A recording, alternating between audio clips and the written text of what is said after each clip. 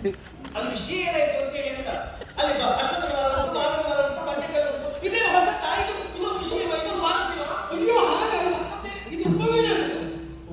ಹೌದು.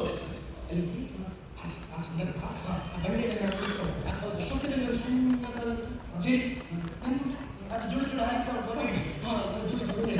ಆ ಶಬ್ದ ಕಿವಿಗೆ ಇಷ್ಟು ನೋಡು, ಮನಸ್ಸಿಗೆ ಇಷ್ಟು ತಂಪು. ಆಗ ಅಲ್ಲಿ ಎರಡು ಹಂಸ, ಒಂದು ಗಂಡು ಹಂಸ, ಒಂದು ಹೆಣ್ಣು ಹಂಸ. ಆ ತಿಂದು ಏನು ಜುಳು ಜುಳು ಹರಿಕೊಂಡ ನಿನಾದ ಆ ಜಲದ ಜರಿ ಜುಳು ಜುಳು ನಿನಾದ. ಈ ಜರಿಯಲ್ಲಿ ಹಂಸ ಪಕ್ಷಿ ಇದ್ದ ಮಂಗ ಇರ್ತದ, ಮಂಗ ಕುಂಟೆ ಇರ್ತದ. ಅದೇನು ವಿಶೇಷವಾ? ಅದೇನು ವಿಷಯವಾ? ಕೆಲವು ಜರಿಯಲ್ಲಿ ಯಾವ್ಯಾವ ತೀರ್ಥ ಬರ್ತದೆ ನೋಡಿ, ಈಗ ಹಂಸ ಪಕ್ಷಿ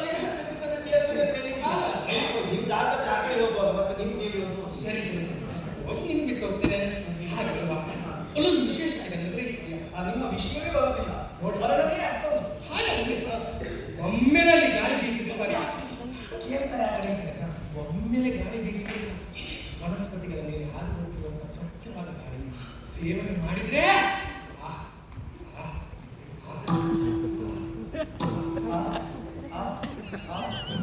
ಸೇರಿಸಿದ್ದಾರೆ.